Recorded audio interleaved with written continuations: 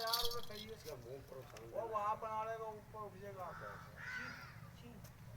आगे चला थोड़ा सा आगे चला तुम्हारे वहां देख के ना मार दूर के पीछे हो जाएगा ऊपर चढ़ रहे हैं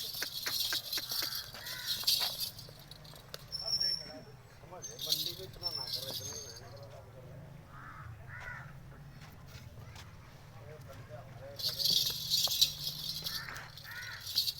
इतने मार छोड़ी गया मारना नहीं मारे